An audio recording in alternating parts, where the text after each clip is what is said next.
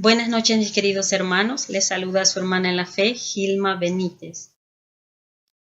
En este día iniciamos nuestro estudio de las Sagradas Escrituras en la sección Los Profetas Menores.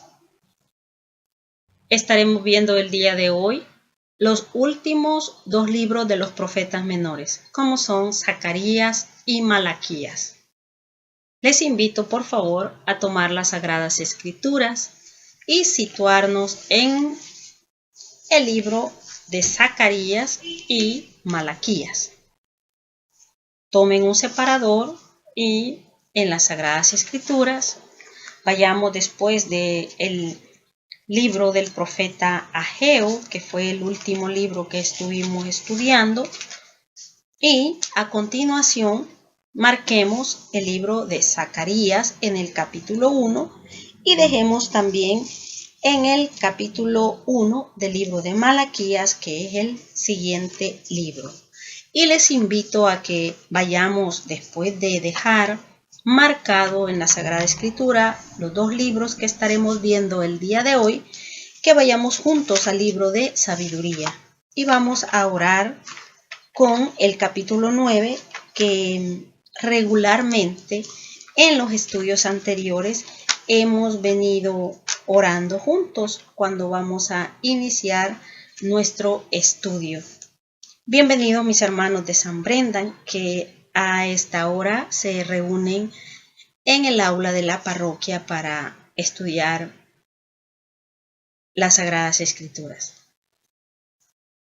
Para mí es una alegría volver a estar aquí junto a ustedes a través de estos medios de comunicación.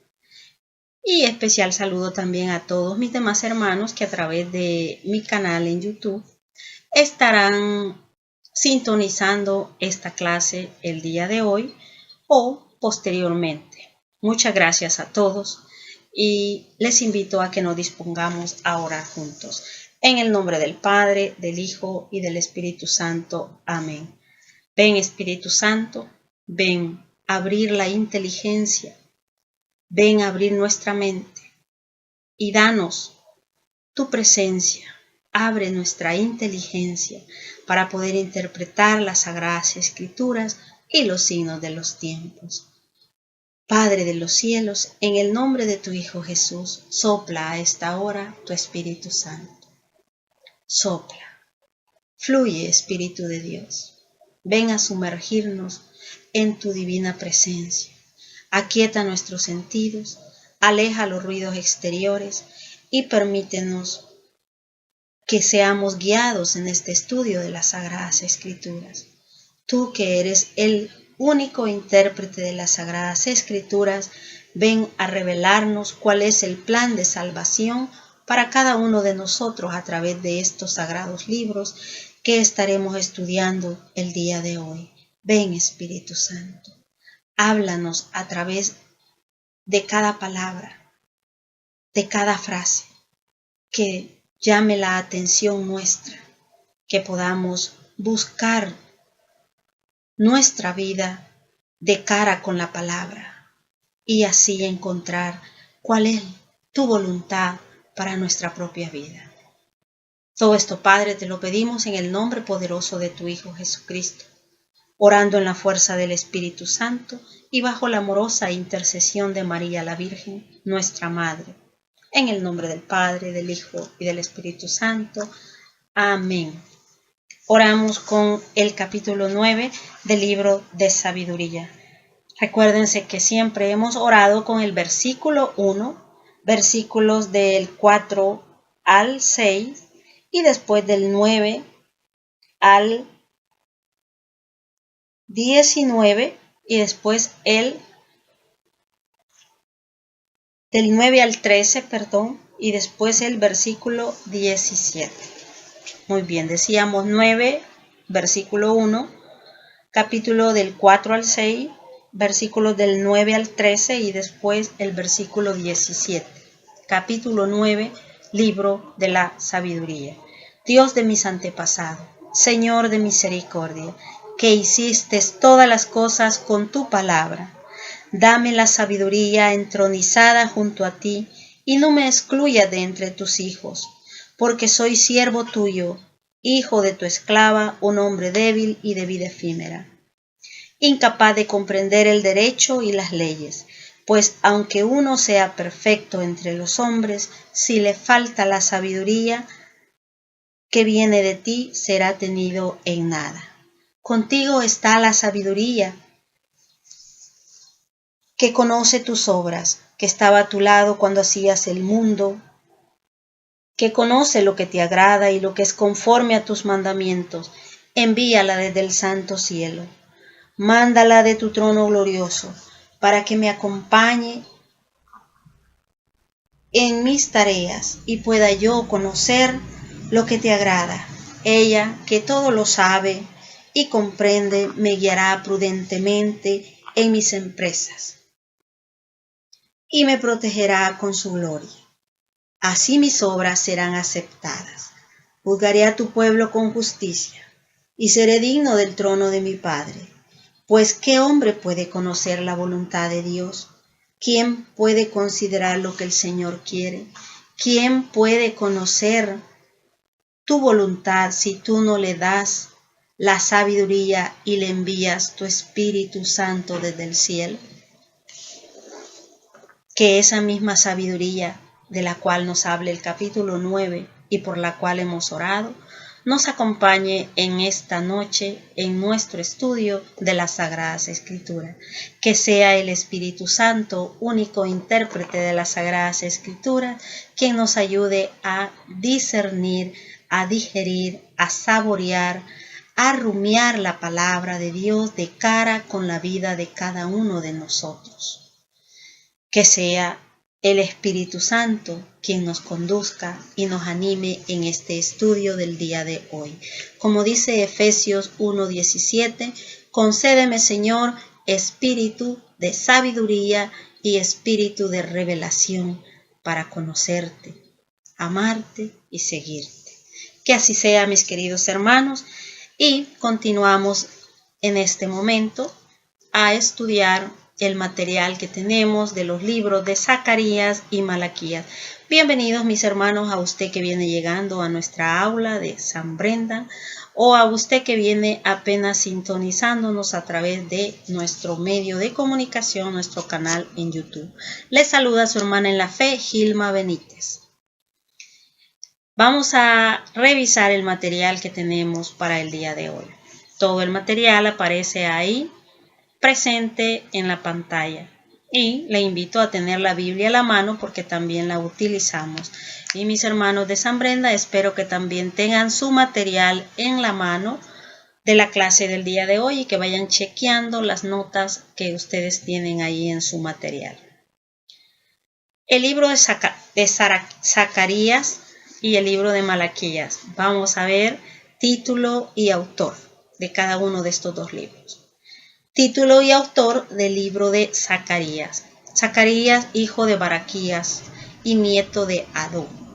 Algunos entendidos dicen que es el mismo de quien Cristo dijo, quien que fue muerto entre el templo y el altar, en San Mateo 23:35.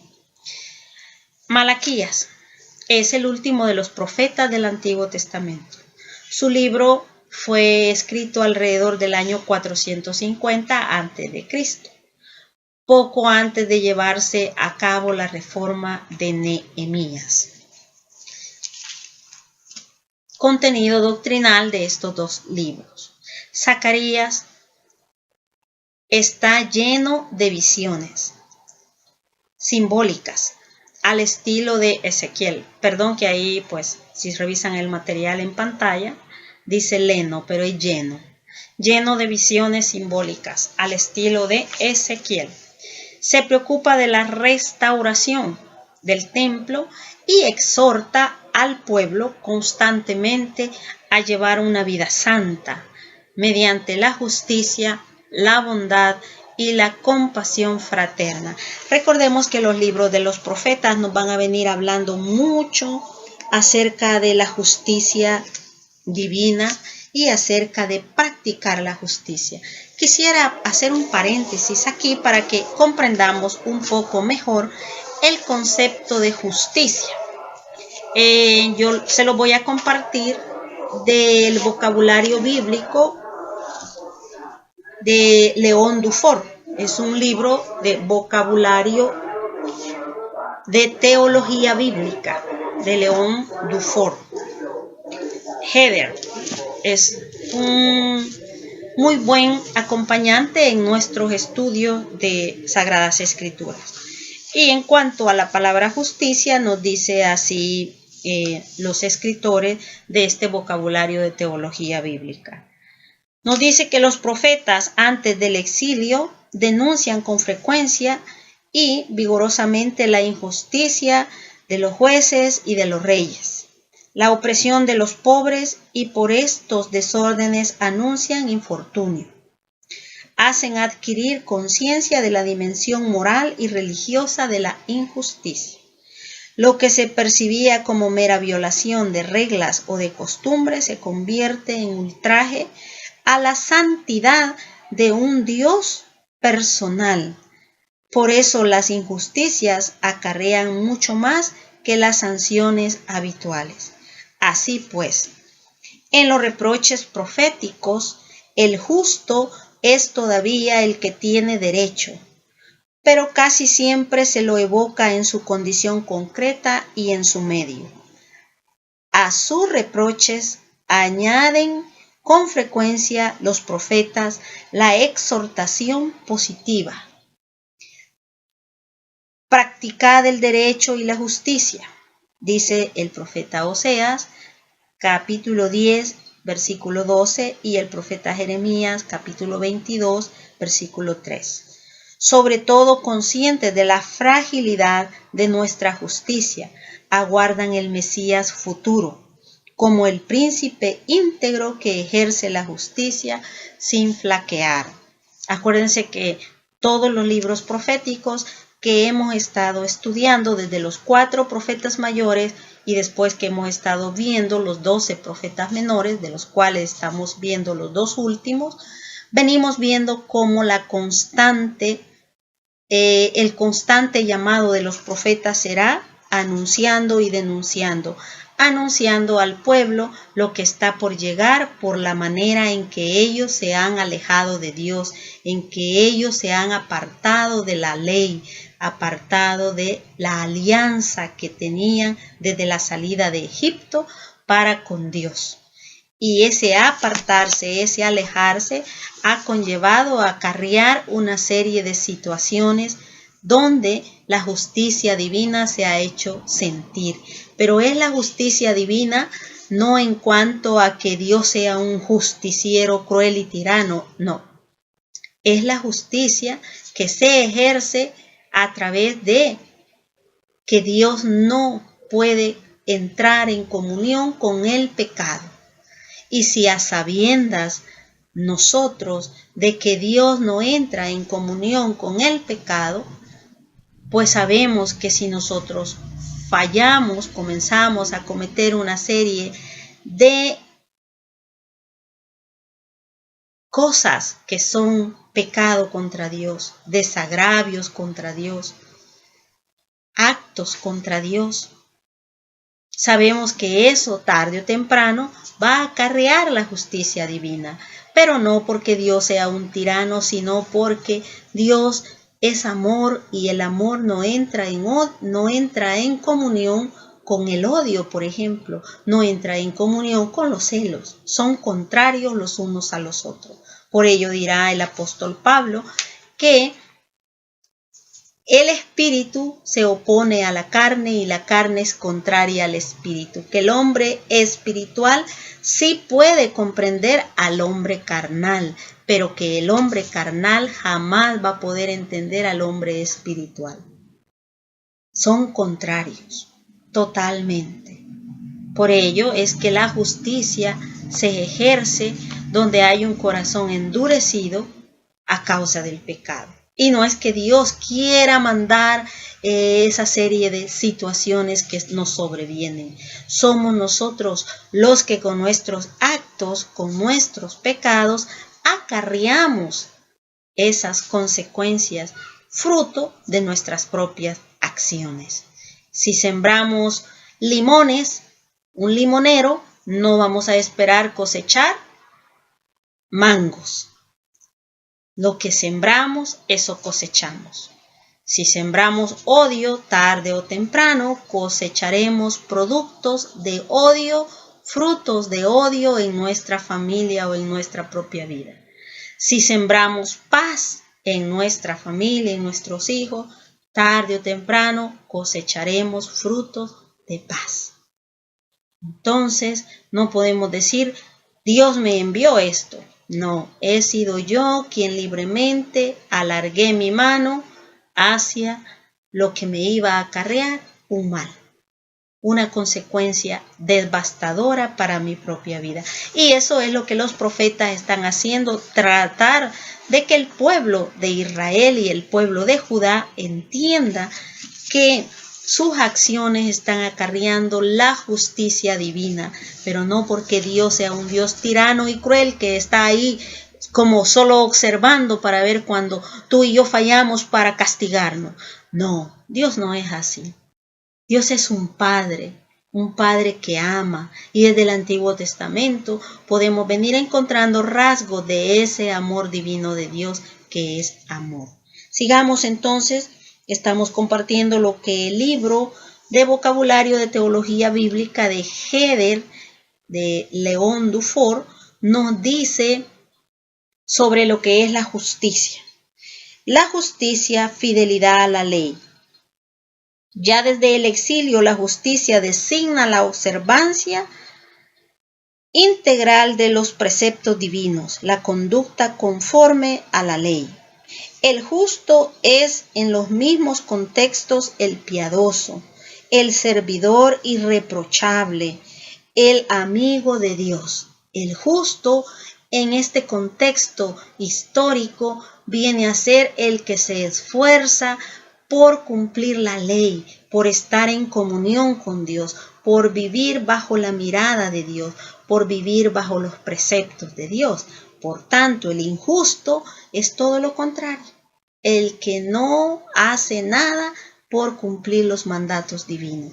Al contrario, lo único que hace es, con cada acción que va ejecutando, se va alejando, apartando de la mano poderosa de Dios, de la mano que le protege, que le ha llevado, que le ha guiado. Se aleja del Padre que lo eligió, que lo hizo su pueblo.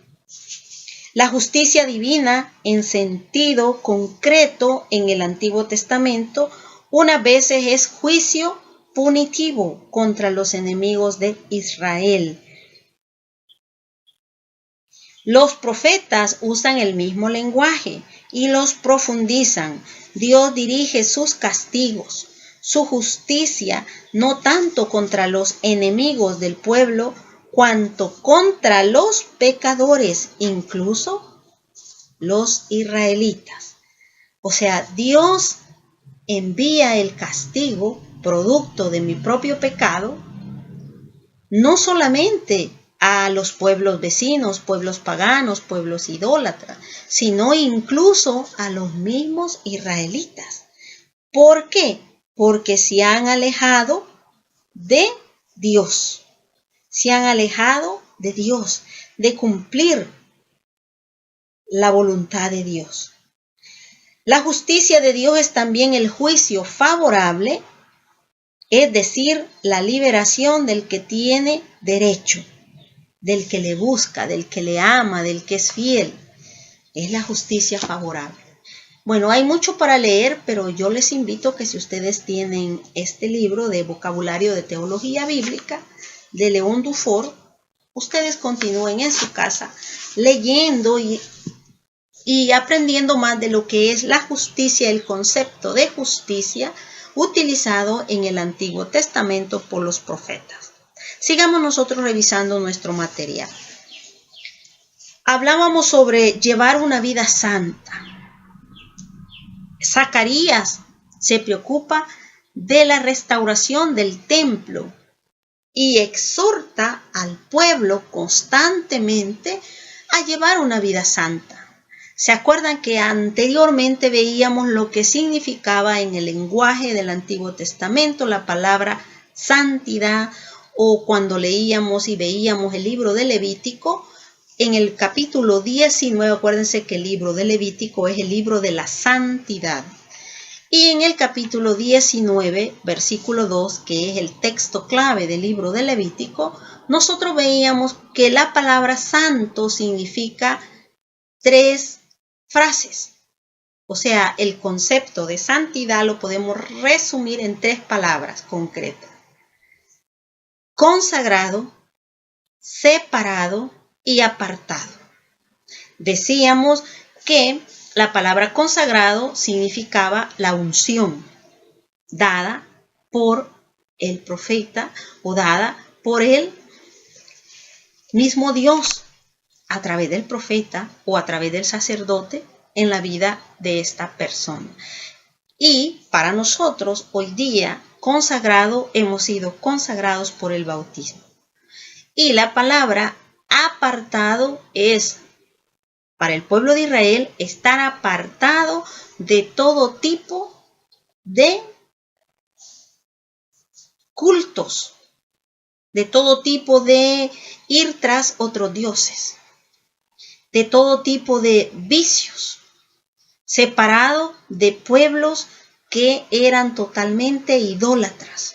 El pueblo de Israel debía vivir en santidad separado de esos pueblos, no entrar en comunión con esos pueblos, no casarse con las hijas de esos pueblos, con las mujeres de esos pueblos, para no mezclar la sangre con esos pueblos paganos e idólatras. Por tanto, debían estar separados de esa contaminación, así se le llamaba en el Antiguo Testamento, y apartados de ese tipo de cultos, de ese tipo de maneras de vivir o de practicar entre los pueblos de sus alrededores, de la hechicería, de la santería, de la brujería, todo eso que ya existía, las adivinaciones, la lectura de la suerte, de las cartas. Todo eso ya existía, quizá con otro nombre, pero todo eso viene de las culturas antiguas. Y de todo ello el pueblo de Israel, al ser santo, debía de vivir esa santidad en esas 3 frases. Consagrado, ya era un pueblo consagrado a Dios, ungido, separado para Dios. Así también lo dice Primera de Pedro 2:9, que nosotros somos nación santa, pueblo adquirido, pueblo sacerdotal, separado, consagrado, para ser propiedad de Dios.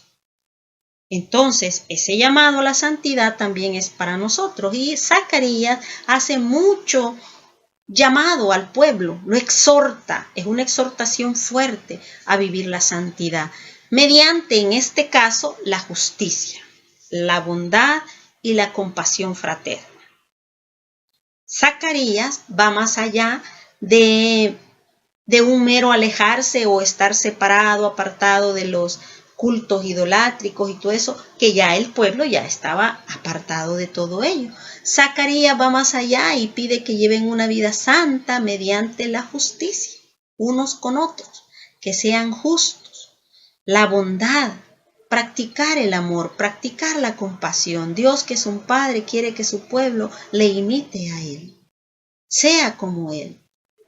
Y ya vamos a leer en el libro de Zacarías que Dios va a decir: ustedes son la niña de mis ojos, que también lo encontramos en el Salmo 17. La niña de los ojos de Dios somos tú y yo. No es que seamos todos niñas, ¿verdad? Sino que la niña es la pupila del ojo. A esa se le llama niña, a la pupila del ojo. Significa que nosotros estamos en los ojos de Dios, reflejados en los ojos de Dios, dentro de los ojos de Dios. Somos una parte de Él, es lo que quiere decir el profeta. Contenido doctrinal de Malaquías. Malaquías significa mensajero. Malaquías critica los escándalos que deshonra a la comunidad. Echa en cara también a los sacerdotes su mala conducta. Cuando debían dar buen ejemplo, están dando un mal ejemplo. Y presiente que el culto se va a hacer cada vez más espiritual. También tiene esa profunda confianza que va a llegar un momento en que se va a recuperar todo lo que se está perdiendo, porque Él anuncia un mensajero precursor, un nuevo Elías que va a venir a preparar el camino, a allanar el camino donde ha de pasar el mensajero de paz, el sol de justicia, como le llama Malaquías, capítulo 3:20, del cual salen rayos de salud, rayos de sanidad. Ese sol de justicia es Jesús, es nuestro Señor Jesucristo, el que va a venir nuevamente a renovar el culto espiritual, a buscar a los verdaderos adoradores en espíritu y en verdad, como le dice a la mujer samaritana, que le dice en San Juan 4, que ha llegado la hora en que se le adorará al Padre en espíritu y en verdad. Y ya estamos en ella, dice, porque Él es el que nos guía en la oración y en la adoración, en ese culto en espíritu y en verdad. Distribución de los sagrados libros que estamos viendo. Zacarías tiene 14 capítulos, Malaquías 3 capítulos. En los capítulos de Zacarías encontramos la reconstrucción del templo, obra del Espíritu de Dios y actividad de Zorobabel, que es el que está llevando y ejecutando estas acciones. Lo tenemos del capítulo 1 al 4. Nuevo mundo futuro, tema principal de las visiones, del capítulo 5 al capítulo 8. La salvación o condenación de los paganos, capítulo 9, capítulo 14. El Mesías, rey humilde, buen pastor, siervo de Yahvé, capítulo 9, capítulo 11, 12 y 13. Guerras y victorias de Israel, capítulo 14. La idolatría y los falsos pastores y profetas. Lo tenemos en el capítulo 10 y en el capítulo 13. Tenemos el libro de Malaquías, 3 capítulos, 6 temas y problemas morales de su tiempo. Nos aborda Malaquías en estos 3 capítulos. El amor de Dios, capítulo 1 del 2 al 5. La justicia divina, capítulo 2, 17. La retribución divina, capítulo 2 y 3. Las ofrendas, capítulo 1, versículo 7. Los matrimonios mixtos y divorcios, capítulo 2. Y los diezmos. Los matrimonios mixtos y divorcios y los diezmos no los vamos a tocar en esta oportunidad porque recordarán que cuando vimos el libro de Números, el libro de Levítico, ahí tratamos estos temas. Entonces, no lo vamos a volver a retomar por cuestiones del tiempo, ¿verdad? Usted en la casa puede hacerlo y revisar el material que pues ahí va muy bien explicado todo esto. Zacarías, contenido literario, teológico y espiritual de Zacarías y Malaquías. Zacarías no pertenece a un solo autor, parece ser que hay 2 autores. Capítulo del 1 al 8 se le atribuye al primer Zacarías y capítulo del 9 al 14 al segundo Zacarías. La abundancia de visiones y el recurso a la meditación está dentro del contenido literario del libro de Zacarías. Muchas de sus profecías se cumplirán en Jesús. Es un profeta mesiánico, ¿verdad?, que nos va a hablar mucho de Jesús. Reconstrucción del templo y el culto. Tenemos estos grandes temas dentro del libro de Zacarías. Tiempo de esperanza, seguridad en la intervención de Dios. Pide conversión, pues no basta el culto por sí solo. Lo encontramos del capítulo 1 al capítulo 8. Y después en el capítulo 9 al 14 encontramos el Mesías presentado como rey, pastor o como siervo del Señor. Malaquías en el lenguaje literario usa el diálogo, El profeta hace una afirmación y los oyentes afirman o niegan lo que el profeta está diciendo. Recuerda el amor de Dios, también su justicia y la retribución en el capítulo 1. Insiste en las ofrendas, matrimonios mixtos y divorcios, capítulo 2. Y el día del Señor y los siervos, capítulo 3. Bueno, este es el material que tenemos y ahora vamos a ir a leer las Sagradas Escrituras. Les invito, por favor, a tomar nuestra Sagrada Escritura y a leer juntos en el libro de Zacarías. Vamos a leer capítulo 1, Zacarías. Leemos desde el versículo 1, Zacarías 1:1. El octavo mes del año segundo de Darío, dirigió Yahvé la palabra al profeta Zacarías, hijo de Berequías, hijo de Idó, en estos términos: Yahvé se irritó mucho con vuestros antepasados. Les dirás: así dice Yahvé, volveos a mí, oráculo de Yahvé, y yo me volveré a vosotros, dice Yahvé. No seáis como vuestros antepasados, a quienes los antiguos profetas decían así: convertíos de vuestra mala conducta y de vuestras malas obras. Pero ellos no escucharon ni me hicieron caso, oráculo de Yahvé. En este primer capítulo, en lo que hemos leído, tenemos como el profeta Zacarías está haciendo un llamado al pueblo a volverse a Dios, a regresar a Dios, a dar un cambio, un giro, paso de conversión. Dejar el camino por donde van llevando o donde van caminando y regresar a los brazos de quien los creó y quien los modeló, quien los sacó de Egipto, los ha ido guiando, llevando, conduciendo. El profeta hace un llamado de dejar de hacer lo malo y volverse a Dios. Ese llamado que el profeta Zacarías hace al pueblo de Israel es un llamado que hoy día nos lo hace también a ti y a mí. Nosotros somos el pueblo de Israel hoy día que nos hemos alejado, apartado, escondido, escapado de las manos de Dios. Y ahora a través del profeta Zacarías, Dios viene a decirnos: vuélvanse a mí, dejen de hacer las obras que están haciendo y retornen a mí. Es un llamado personal de Dios para ti y para mí. Seguimos leyendo. El día 24, versículo 7 del capítulo 1. El día 24 del 11º mes, el mes de Sebad, el año segundo de Darío, Yahvé dirigió la palabra al profeta Zacarías, hijo de Berequías, hijo de Idó, en estos términos: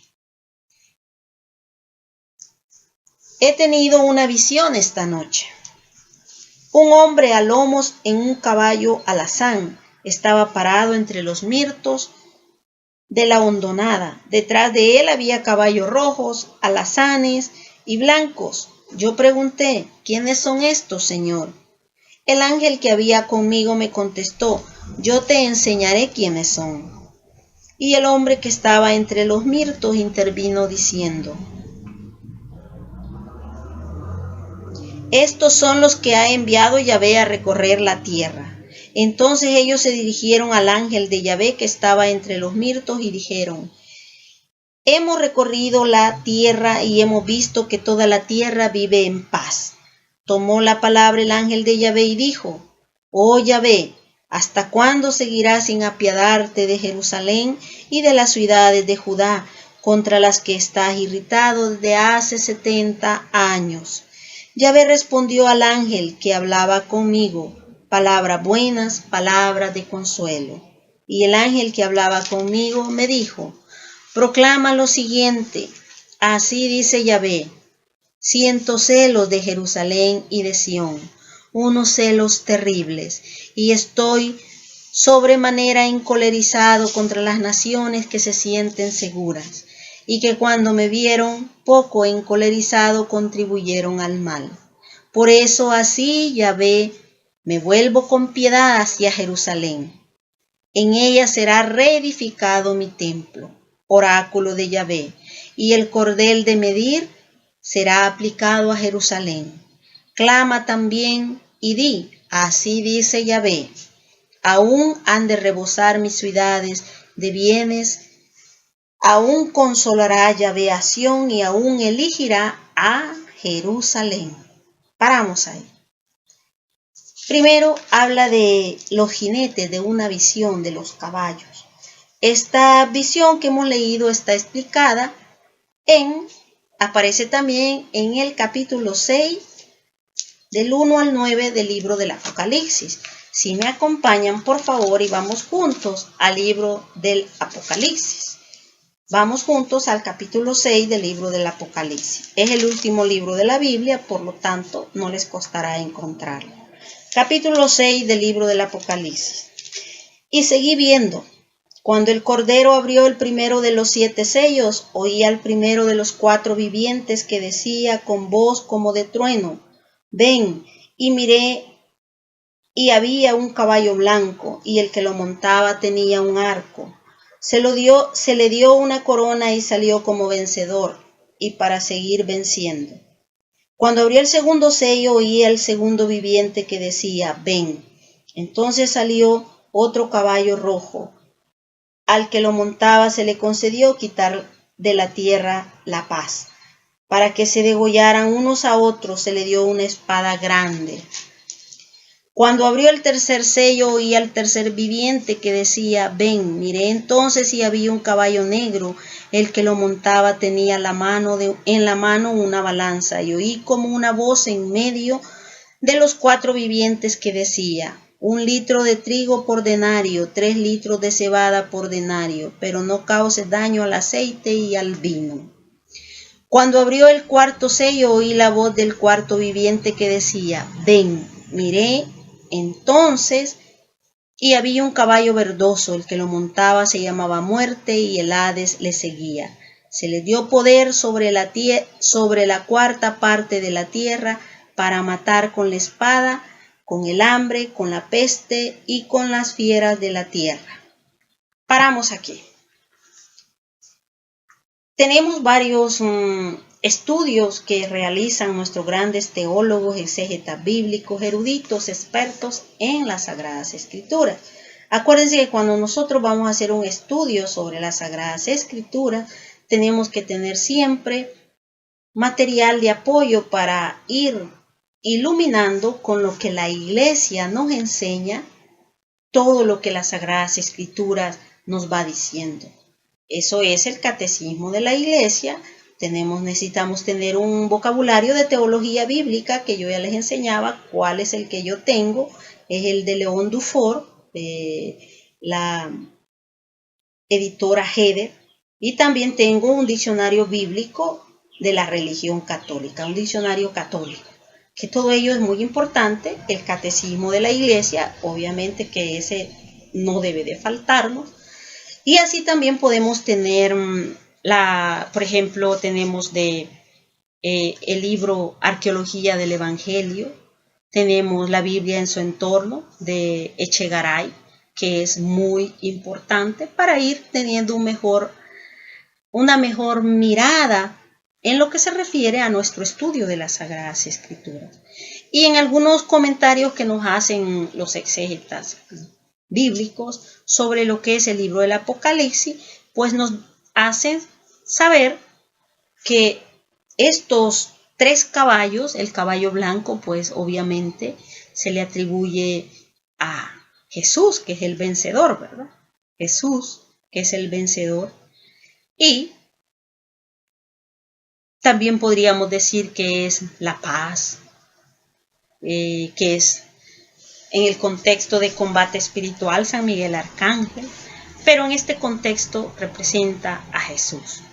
Y también tenemos los 3 males que aquejan a la humanidad, como son la violencia, la injusticia social y la muerte. El caballo verdoso es la muerte. El caballo negro es el que nos presenta. Tenemos el primer caballo, que es el blanco, ¿verdad? Tenemos el rojo, que representa la violencia. Y tenemos el caballo negro, que es la injusticia social. Y el caballo verdoso, que es la muerte. Eso es como para ir entendiendo un poquito en cuanto a esta visión, ¿verdad? Que ustedes la pueden leer en el Apocalipsis y ahí está como el libro de Zacarías, y al igual que el libro de Daniel, son libros escatológicos, libros con un lenguaje apocalíptico, por tanto van empalmados juntos con el libro del Apocalipsis. A la hora de interpretarlos, a la hora de estudiarlos, a la hora de analizar las profecías, tenemos siempre que irnos al libro del Apocalipsis, iluminarlo todo en Cristo Jesús, que es la plenitud de la revelación. Muy bien, mis queridos hermanos, vamos a seguir entonces en nuestra lectura. Vamos a irnos a el capítulo 2 y vamos a leer un poco en el versículo 10, 2:10. Y nos dice así el versículo 10: ¡Ala, venga, huid del país del norte, ya que a los cuatro vientos del cielo yo os esparcí!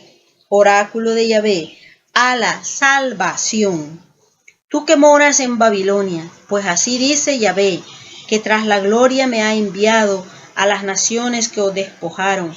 El que os toca a vosotros, toca a la niña de mis ojos. Paramos aquí. Somos la niña de los ojos de Dios. Esto también lo encontramos en el Salmo 17:8. Si quieren, vamos al Salmo 17:8. Vámonos hacia atrás en las Sagradas Escrituras. Vamos ahora hacia atrás. Vamos a pasar todos los profetas. Vamos a llegar, después de los profetas, al libro de Eclesiástico. Vamos a pasar por Sabiduría, por Eclesiastés, Proverbios, y después de Proverbios vamos a llegar a Job, y después de Job está Lamentaciones, Cantar de los Cantares, y después encontramos el libro de los Salmos. Buscamos Salmo 17. Vamos a leer el Salmo 17 y vamos a leer el versículo 8. Por favor, vamos al Salmo 17, versículo 8. Recuerden que estamos haciendo nuestro estudio, es espiritual. No es un estudio tanto de llenarme de conocimiento y decirse mucho de la Biblia, pero no vivir nada, no practicar nada. Nuestro estudio es más espiritual que lleno de conocimientos. Lleva conocimiento porque acuérdense que tenemos un libro guía que es Lecciones Bíblicas de José Miguel Miranda. Aparte de eso, que este material ha sido pasado por las manos de nuestro gran guía, el padre Aurelio, que ha revisado este material, así como por las manos de otros sacerdotes, amigos de su servidora, guía espiritual de su servidora, que siempre han estado ahí para ayudarme y iluminar los proyectos que el Señor nos permite llevar a cabo para beneficio de la comunidad. Pero particularmente agradezco al Padre Aurelio, quien me ha motivado mucho a aportar mi pequeño granito de arena a través de estos estudios sencillos, pero enriquecedores espiritualmente de las Sagradas Escrituras. Decíamos Salmo 17 y versículo 8. Salmo 17 fuera de paréntesis, Salmo 16 dentro de paréntesis. Y dice el versículo 8, guárdame como a la niña de tus ojos, protégeme a la sombra de tus alas. Mire qué lindo. Guárdame como a la niña de tus ojos. Protégeme a la sombra de tus alas. Y eso nos lo está diciendo aquí el libro de Zacarías. Vamos ahora a Zacarías, donde estábamos, capítulo 2, versículo 12, donde dice que somos la niña de los ojos. El que os toca a vosotros, dice, toca a la niña de sus ojos. Mire, esta es una promesa de seguridad, una promesa de confianza seria, que yo la hago mía. Imagínense lo que me está diciendo el Señor en este bello libro a través del profeta Zacarías. Gilma, el que te toca a ti, toca a la niña de mis ojos. Qué mejor, y si lo unimos al Salmo 17:8, guárdame como a la niña de tus ojos, escóndeme bajo tus alas. Y si todo esto lo unimos al Salmo 27, el Señor es la luz y mi salvación. El Señor es la defensa de mi vida. ¿Quién me hará temblar? Aunque un ejército acampe a mi lado, a nada temeré, porque tú estás conmigo. Son promesas de confianza, promesas de cuando tú tienes puesta tu fe en Dios, tú caminas en fe, caminas en confianza, caminas seguro. Y sabes que si algo te sucede para bien, como dice Romanos 8:28. En todas las cosas que te suceden, interviene Dios para bien de los que Él ama.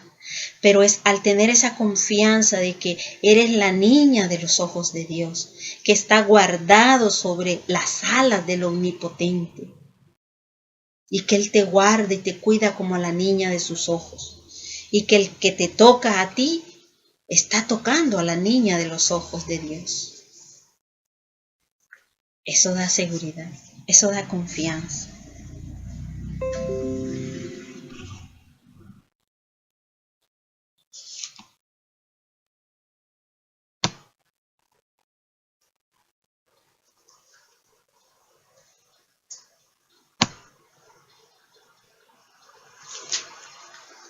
Les pido disculpas por lo que acaba de suceder ahí en la computadora, pero continuamos. Bendito sea Dios, ya lo corregimos. Muy bien, decíamos que estamos meditando en que somos la niña de los ojos de Dios. Ahí está esa mirada mesiánica en el versículo 14, en lo que hemos estado leyendo y lo que vamos a leer más ahora. Grita de gozo y alborozo Sión, pues vengo a morar dentro de ti, oráculo de Yahvé. Aquel día se unirá a Yahvé numerosas naciones. Serán un pueblo para mí y yo moraré en medio de ti. Ahí hay una mirada mesiánica que está apuntando hacia nuestro Señor. Vamos al capítulo 3, versículo 8. Ahí dice la venida del germen. Sabemos que en varios textos bíblicos a Jesús se le llama el germen.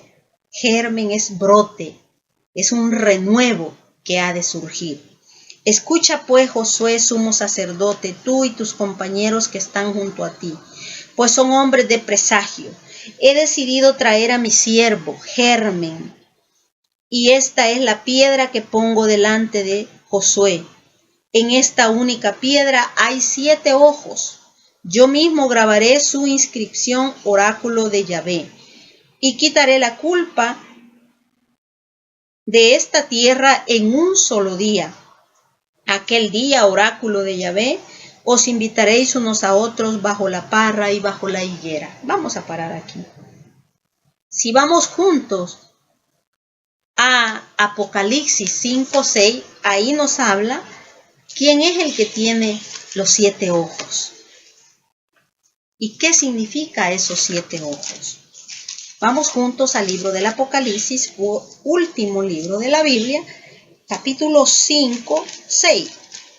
Libro del Apocalipsis 5:6. Bueno, espero que ya estén junto conmigo. Apocalipsis 5:6. Entonces vi de pie en medio del trono y de los 4 vivientes y de los ancianos un cordero como degollado.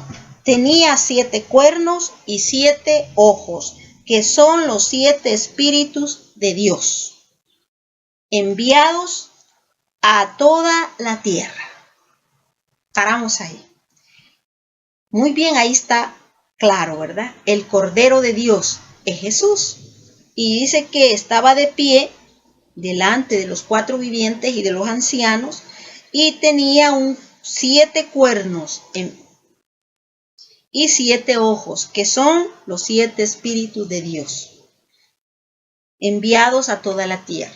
También los padres de la iglesia ven en estos 7 ojos 7 lámparas que también aparecen, los 7 dones del Espíritu Santo, de los cuales nos habla Isaías. Bueno, regresemos hoy de nuevo a Zacarías.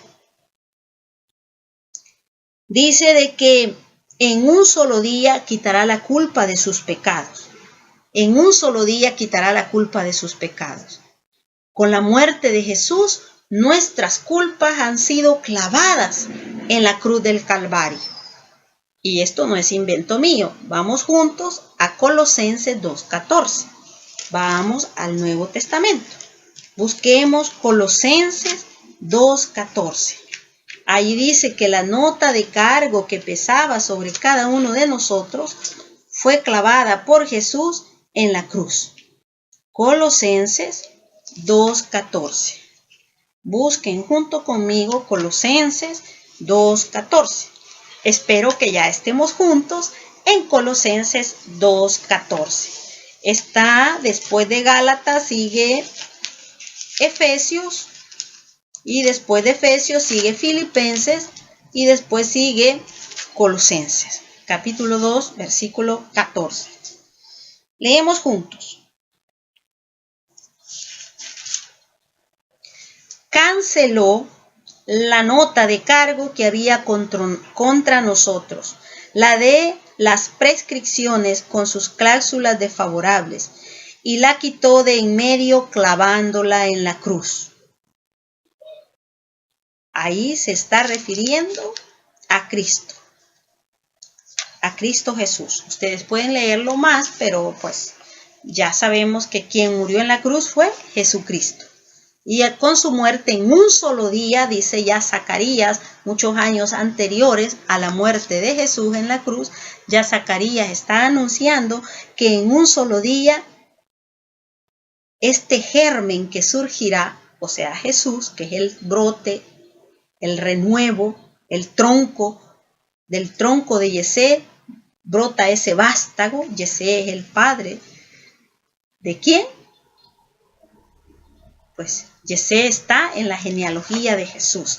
Vamos a ver para que vean que ese vástago que brotará del tronco de Yesé aparece y es Jesucristo. Vamos a Mateo capítulo 1. Leamos juntos.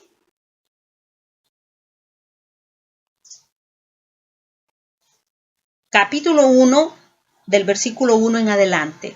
Yesé es el padre de David y Jesús es descendiente de David.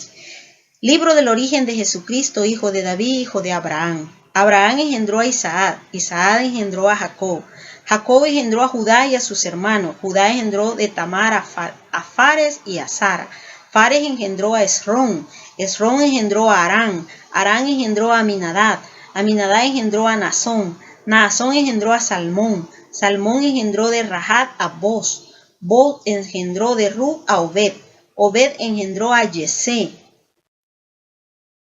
Yesé engendró al rey David, David engendró de la mujer de Urías a Salomón, Salomón engendró a Roboán, Roboán engendró a Abía, Abía engendró a Asab, Asab engendró a Josafat, Josafat engendró a Jorán, Jorán engendró a Osías, Osías engendró a Joatán, y así sigue la sucesión de la genealogía hasta llegar a donde dice, versículo 15, Eliud engendró a Eleazar, Eleazar engendró a Matán, Matán engendró a Jacob, Jacob engendró a José, el esposo de María, de la que nació Jesús, llamado Cristo. Ahí está. Acordémonos que María era de la tribu de Judá. pero pues como la mujer no era ni tenía mérito alguno, por eso necesitaba un hombre que fuera descendiente también de la tribu de Judá. Y ahí estaba José, padre adoptivo de Jesús. Muy bien, vayamos de nuevo al libro de Zacarías.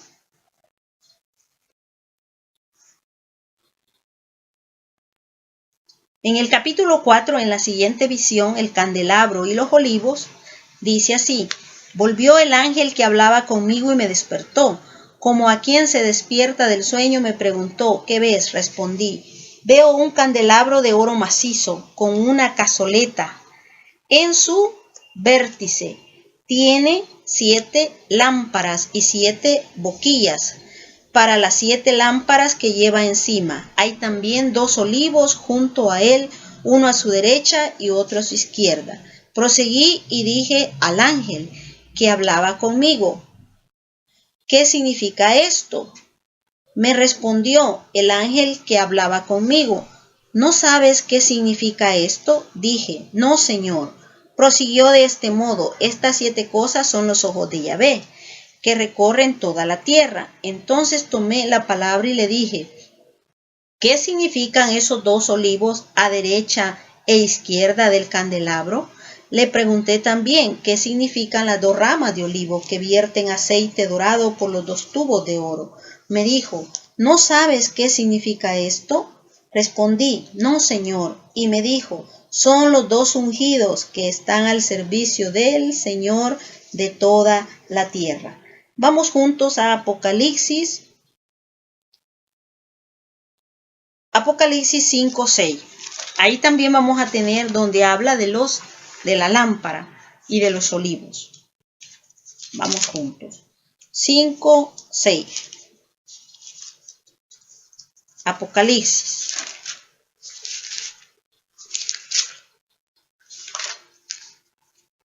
Vamos juntos al libro del Apocalipsis.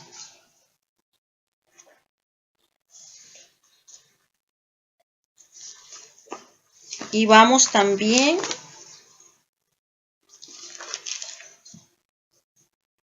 a Apocalipsis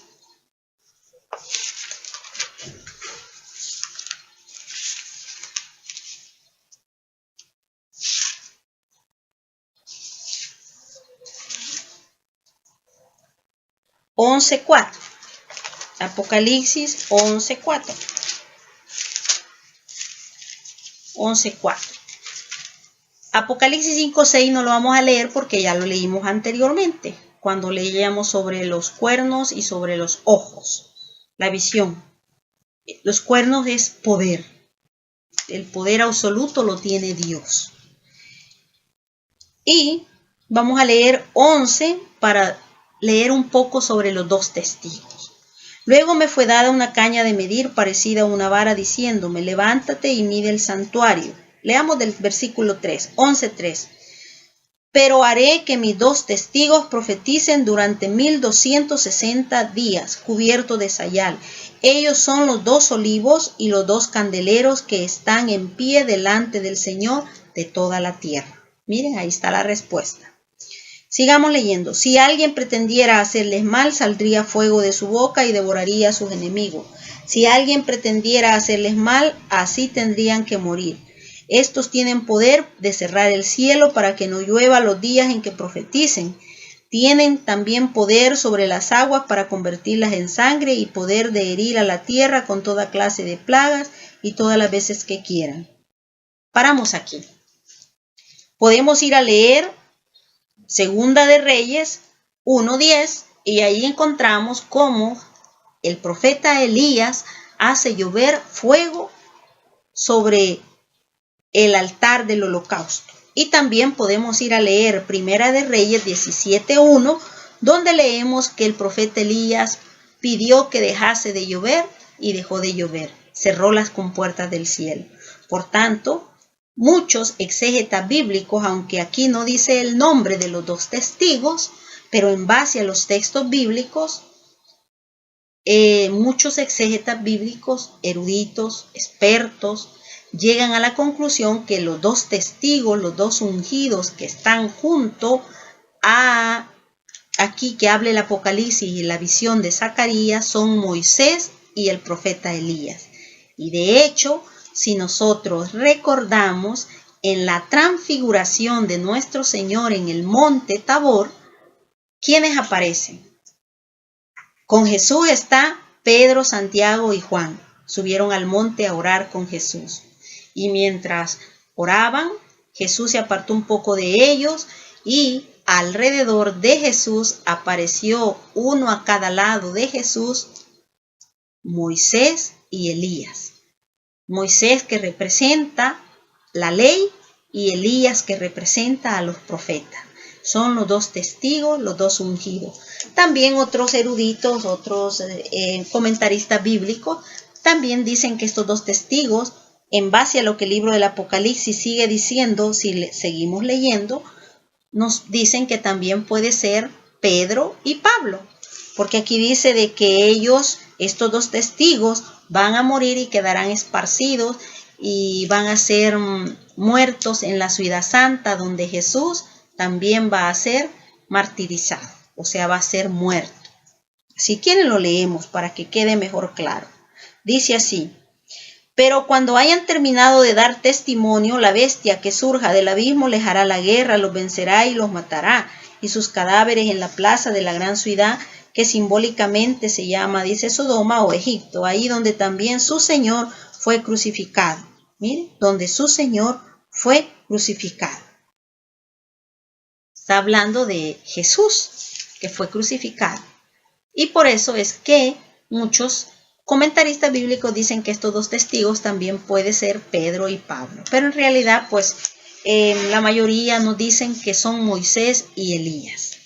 Bueno, eso es para que nos vaya quedando como un poco claro lo que nos dice en alguna de sus visiones Zacarías. Son muchas y todas tienen su explicación. Basta que ustedes vayan minuciosamente tomando los textos paralelos que están ahí a la par del texto bíblico que venimos leyendo, y ustedes ahí pueden ir yendo en su Biblia a leer esos textos paralelos, igual que las notas al pie de página de su Biblia tienen también textos bíblicos, referencias para que ustedes vayan a leer y ahí encuentren sobre lo que está hablando este texto bíblico o esta visión que de pronto en este texto donde la estamos leyendo no nos está quedando muy clara. Entonces nosotros vamos, leemos los textos paralelos que están al lado y también vamos y leemos los textos al pie de página concernientes al texto bíblico que estamos leyendo en este momento. Luego, posteriormente, vamos al libro del Apocalipsis, si es la referencia, y en ese mismo libro del Apocalipsis tenemos otras referencias, textos paralelos, que también nosotros los podemos ir a leer, otras notas al pie de página con texto bíblico, para que también nosotros vayamos a leerla y de esa manera nos queda claro lo que la Sagrada Escritura nos está diciendo, para que no comencemos a sacar conjeturas o interpretaciones personales que muchas veces lo que nos llevan es a la confusión. Sabemos que hay personas que cuando hablamos de exégetas bíblicos, eruditos en la Biblia, comentaristas bíblicos, estamos hablando de teólogos, hombres y mujeres muchas veces también que se han dedicado a estudiar las Sagradas Escrituras en el texto original hebreo, el caso del Antiguo Testamento, y el texto original griego del Nuevo Testamento, que después fueron traducidos en la Vulgata por San Jerónimo a latín. Nosotros de pronto no hablamos latín, ¿verdad? Quizás tú sí, pero yo no, por ejemplo.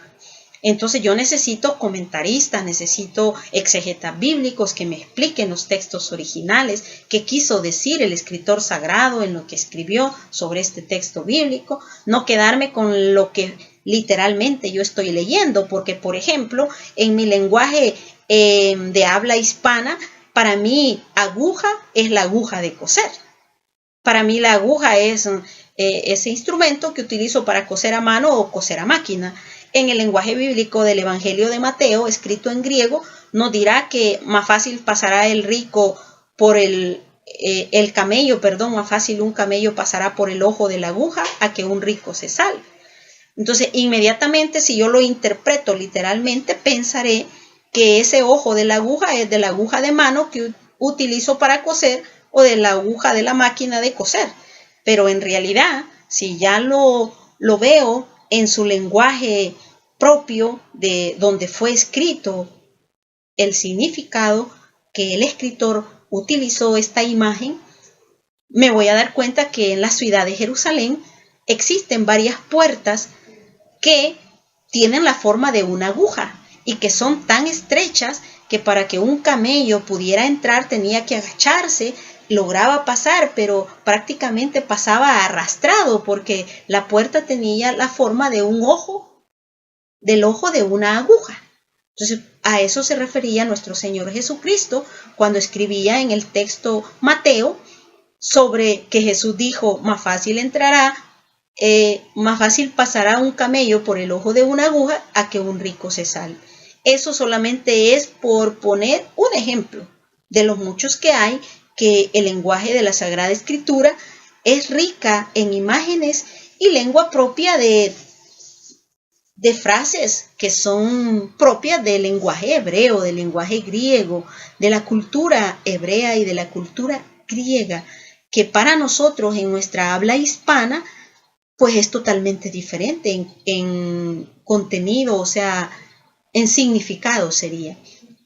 Por lo tanto, necesitamos auxiliarnos de la hermenéutica, de la exégesis bíblica, que son las grandes ciencias que utiliza la teología a través de nuestros exégetas, a través de nuestros teólogos, que nos iluminan, todo guiado por el magisterio de la Iglesia, todo guiado por lo que la Iglesia nos va encauzando de lo que las Sagradas Escrituras quiso decir, todo ello unido a la tradición, a todo lo que la Iglesia nos viene enseñando, de lo que nuestro Señor Jesucristo quiso darnos a entender a través de las Sagradas Escrituras.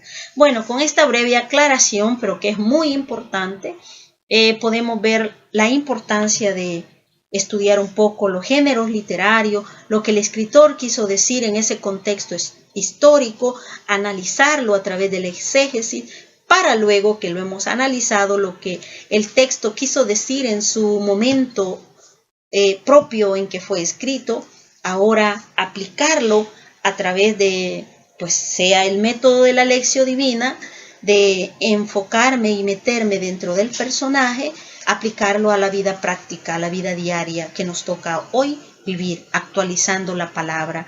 Es cuando decimos, ahora el Señor me dice a mí, ahora Dios me habla a mí, ahora Dios me pide a mí que sea justa, que ejercite la justicia, que sea fiel, que viva en santidad, que no atropelle al pobre, que no sea tramposo con la balanza si es que tengo un negocio, que ejerza la justicia y el derecho del más pobre, del más necesitado, a que no abuse del poder que pueda yo tener o que puedas tú tener.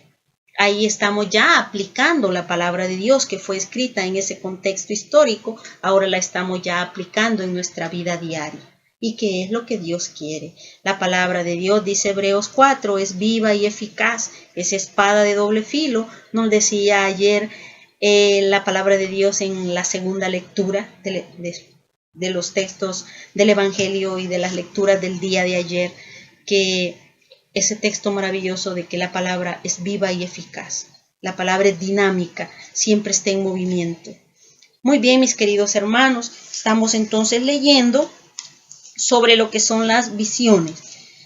Vamos ahora, por cuestiones de tiempo, vamos a ir a leer un poco ya en las visiones que tiene la parte de Zacarías. Dejemos las visiones, ya leímos varias y tratamos como de que ustedes más o menos vean cómo es que podemos ir entendiendo lo que la palabra de Dios nos quiere decir, iluminada por la misma palabra de Dios, sin necesidad de que ustedes digan, no, pero eso no lo dice la palabra de Dios. Lo hemos tratado de ir explicando, iluminándolo con la misma palabra de Dios. También recordando que esto lo podemos enriquecer. Si nosotros nos vamos ahora al Catecismo de la Iglesia y leemos sobre los 7 dones del Espíritu Santo, ahí nos van a aparecer textos bíblicos haciéndonos referencia al libro del Apocalipsis, al libro de Daniel, y al libro de Zacarías y a todos los demás libros de la Biblia, sobre los 7 espíritus de Dios y todo eso que hemos venido leyendo. Vamos ahora a la parte escatológica que tiene el libro de Zacarías, o la parte sobre la mesiánica, más que todo, ¿verdad? Sobre las perspectivas de salvación mesiánica, si lo decimos literalmente, como dice la Sagrada Escritura, en el capítulo 8 del libro de Zacarías. Ahí nos habla sobre perspectivas de salvación mesiánica. Muy bien, leemos entonces. Versículo 7, capítulo 8. Capítulo 8, Zacarías, versículo 7. Así dice Yahvé: voy a salvar a mi pueblo, a traerlo de oriente, del país donde se pone el sol. Voy a traerlos para que moren en medio de Jerusalén. Ellos serán mi pueblo y yo seré su Dios, con fidelidad y con justicia. Así dice Yahvé: recobrad el ánimo, vosotros que oísteis esos días las palabras pronunciadas por los profetas. Vayamos al versículo 12. Porque hay simiente de paz, la vid dará su fruto, la tierra dará sus productos, y los cielos darán su rocío, y yo daré en posesión al resto de este pueblo todas estas cosas.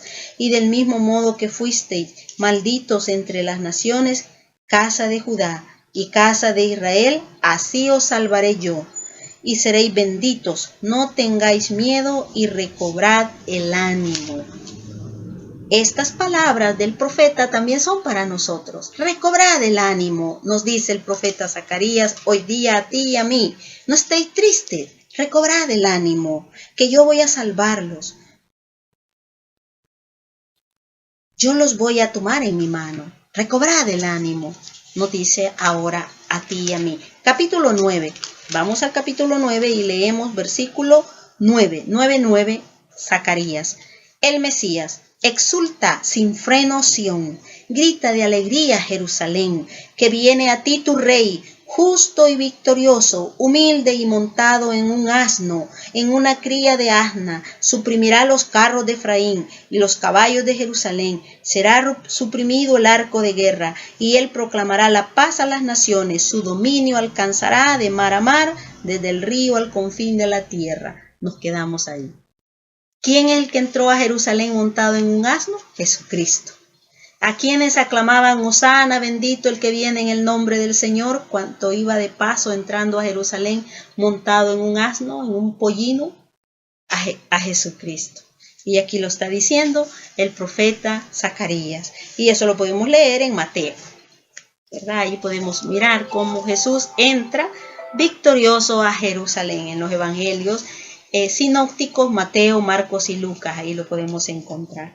Muy bien, mis queridos hermanos, vamos ahora a leer un poco sobre Malaquías para ir finalizando nuestro estudio del Antiguo Testamento. Malaquías solo son 3 capítulos. Malaquías en el capítulo 1 nos habla sobre el amor de Dios a Israel. Y también habla sobre la importancia de que seamos fieles a la alianza con Él, a la alianza de Dios. Y es un reclamo que hace contra los sacerdotes que están haciendo mal uso de su oficio.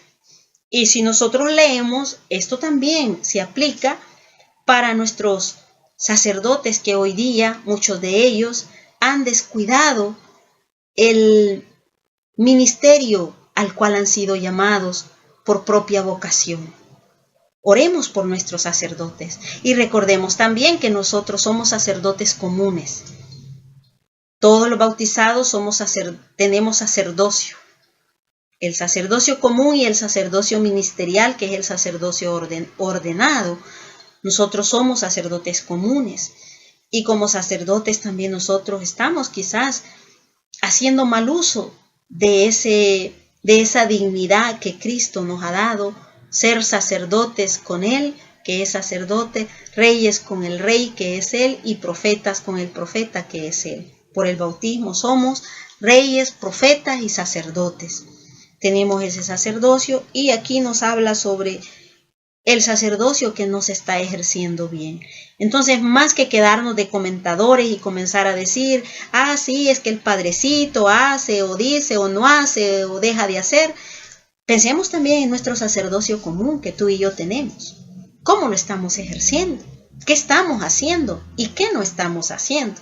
Ya después que hayamos visto y reflexionado sobre nuestros propios defectos como sacerdotes comunes que somos, ya quizás nos quedará tiempo para reflexionar sobre los defectos de nuestros hermanos sacerdotes, que quizá por falta de oración nuestra o lo que sea, están no haciendo buen uso de su sacerdocio. A ti y a mí nos toca orar por ellos. Y digamos así brevemente, que el Señor bendiga a nuestros sacerdotes, que envíe el Espíritu Santo sobre ellos y que les dé sabiduría, espíritu de revelación y discernimiento para que cada día amorosamente ejerzan el oficio de ser pastores guiando el rebaño de Dios. Amén. Que así sea. Pidamos a María Santísima la intercesión por nuestros hermanos sacerdotes y al Santo Cura de Ars, que es el patrono de todos los sacerdotes, que les ayude a llevar su vida sacerdotal como ellos deben hacerlo según el llamado de su vocación. Que así sea. Sigamos entonces. En el capítulo 2 del libro de Malaquías tenemos sobre los matrimonios mixtos y divorcio. Decíamos que no lo íbamos a tomar porque esto lo vimos cuando estábamos en el Levítico y en el libro de Números, donde también nos hablaba sobre matrimonios mixtos y divorcio. Así que no lo vamos a tomar, ¿verdad? No lo vamos a tomar. Pero si ustedes así brevemente quieren, solamente decirles que en el versículo 16, capítulo 2, Malaquías 2:16 dice que pues yo odio el repudio, dice Yahvé, Dios de Israel, y al que cubre con su vestido la violencia, dice Yahvé. Guardad pues vuestro espíritu y no cometáis traición. Repudio es divorcio en el lenguaje bíblico. Entonces, ya en el Evangelio de San Mateo, capítulo 5, versos del 31 al 32, Jesús va a decir, recuerden que a sus antepasados se les dijo que podían divorciarse. Mas yo ahora digo que lo que Dios ha unido, no lo separe el hombre. Jesús viene a perfeccionar todo ese tipo de cosas. Por eso también no lo vamos a tomar el día de hoy así muy a fondo, porque nuestra próxima clase será Introducción al Nuevo Testamento y nuestra siguiente clase será Evangelio de San Mateo. Ahí vamos a mirar todo esto que ahora estamos solo dejando así por una pasadita, aunque ya lo tomamos anteriormente, pero al inicio de nuestro estudio. Capítulo 3 del libro de Malaquías. Voy a enviar mi mensajero a allanar el camino delante de mí, y enseguida vendrá a su templo el Señor, a quien vosotros buscáis, y el ángel de la alianza que tanto deseáis. Ya llega, dice Yahvé, ¿quién podrá soportar el día de su venida? ¿Quién se tendrá en pie cuando aparezca? Porque será como fuego de fundidor y lejía de lavandero. Se sentará para fundir y purgar. Purificará a los hijos de Leví y los acrisolará como el oro y la plata. Serán quienes presenten a Yahvé oblaciones legítimas.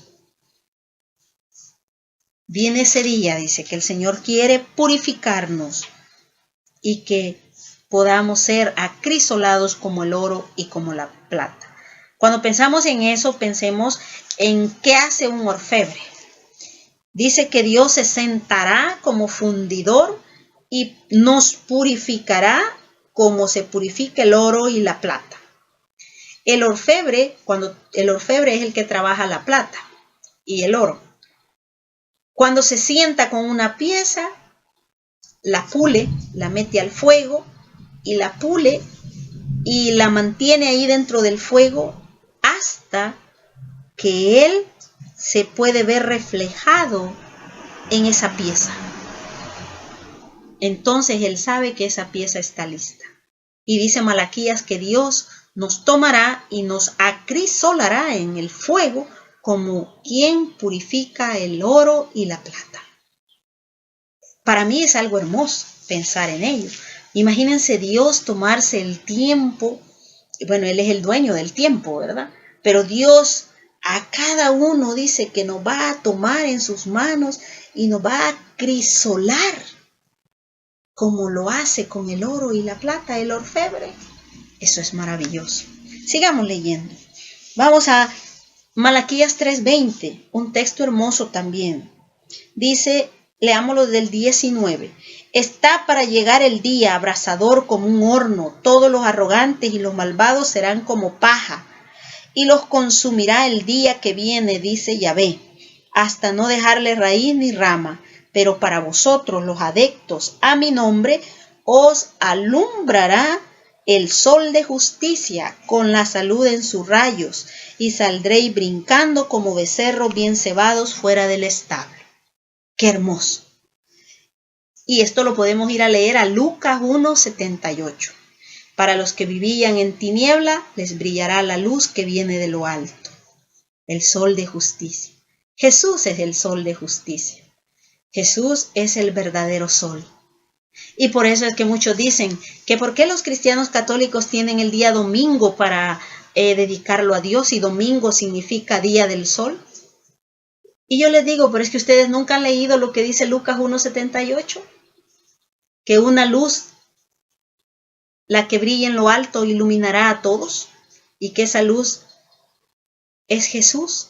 Lo dice Malaquías 3:20, el sol de justicia, el verdadero sol de justicia, y del cual dice Malaquías 3:20, brotan rayos de salud. ¿Quién más sino Jesús? Entonces, pues más claro no está, ¿verdad?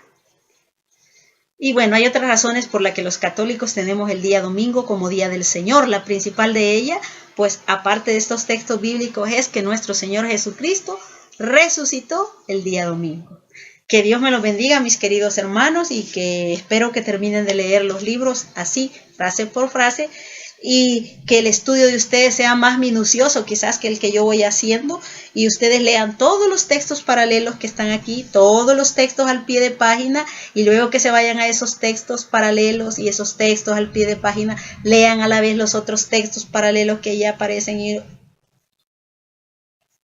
y su estudio será enriquecido totalmente y bendecido por Dios.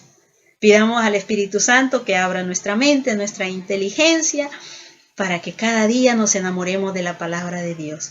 Pero más que enamorarnos de la palabra de Dios, la hagamos vida. La hagamos vida. La hagamos vida. La palabra de Dios de Sion Santo se estudia para saber, para conocer, y se practica para obtener la salvación. Eso nos toca a ti y a mí. No solo conocerla para saber, sino practicarla y vivirla para obtener la salvación, ser mejores seres humanos cada día en la vida diaria. Palabra de Santa Teresita del Niño Jesús, haciendo todo lo ordinario de la vida diaria con un amor extraordinario como quien sirve a Dios y no a los hombres. Vamos a orar juntos y nos despedimos en este día de nuestro estudio de las Sagradas Escrituras. En el nombre del Padre, del Hijo y del Espíritu Santo. Amén. Padre de los cielos, te damos gracias, Señor, en el nombre de tu Hijo Jesucristo, que nos has permitido estar en este estudio. Derrama tu Espíritu Santo que venga a animarnos, a llenarnos de gozo, de alegría, para que cada día nosotros podamos caminar y esforzarnos por ser santos. Te damos gracias, amado Señor, por regalarnos un nuevo santo en nuestro continente americano. Gracias, Señor, por regalarnos a nuestro santo Óscar Arnulfo Romero, el santo mártir. Permítenos, Padre, Rey del cielo y de la tierra, que a imitación de la vida de San Óscar Arnulfo Romero, que dio su vida al servicio de la Iglesia, también nosotros, con las mismas palabras de Juan Pablo II, podamos decir que bueno es desgastarse por construir y hacer el reino de Dios presente. Que así sea. Te pedimos, por la amorosa intercesión de María la Virgen, nuestra Madre, que nos ayude a ser cada día mejores y a escuchar ese consejo evangélico de nuestra Madre Santísima. Haced lo que tu Hijo Jesús quiere que hagamos. Que así sea, Padre. Y te pedimos que ahora que vamos a ir a nuestro descanso, nos bendigas y nos ayudes cada día más. En el nombre del Padre, del Hijo y del Espíritu Santo. Amén. Ofrecemos un Ave María por el Papa Francisco, por nuestros obispos, nuestros sacerdotes, por toda la Iglesia Católica y por todos nuestros hermanos y hermanas del mundo entero. Seamos católicos o no, pero que creemos en nuestro Señor Jesucristo. Y también por todos los que aún no han tenido la oportunidad de conocer al Rey de Reyes y Señor de Señores. Pidamos que no se apague la luz de los ojos de cada uno de nuestros hermanos que habitamos la tierra, y que no se acabe el vigor de la fuerza de cada uno de los que habitamos la tierra, sin que hayan tenido un encuentro personal con Jesucristo, el dueño de nuestra vida y de nuestra historia. Que así sea. Ofrecemos un Ave María por estas intenciones y por las intenciones del Papa Francisco, de la Iglesia y el mundo entero, por los agonizantes, los que están en la cárcel y los enfermos en los hospitales. Pidamos el auxilio de Nuestra Señora del Perpetuo Socorro para que sea el auxilio pronto de quien está pasando una necesidad. Dios te salve María, llena eres de gracia, el Señor es contigo, bendita tú eres entre todas las mujeres y bendito es el fruto de tu vientre Jesús. Santa María, Madre de Dios, ruega por nosotros pecadores, ahora y en la hora de nuestra muerte. Amén. María, auxilio de los cristianos, ruega por nosotros. Nos cubrimos con la sangre preciosa de Cristo, en el nombre del Padre, del Hijo y del Espíritu Santo. Amén. Que la paz de nuestro Señor Jesucristo quede en cada uno de ustedes y nos vemos la próxima semana con la introducción a los libros del Nuevo Testamento. Un abrazo fraterno de amor y de paz de parte de su servidora, su hermana en la fe, Gilma Benítez. Abrazo y saludo para todos mis hermanos allá en New York y en New Jersey, y a todos mis hermanos de aquí, de mi querido país, El Salvador. Abrazo para todos. Bendiciones.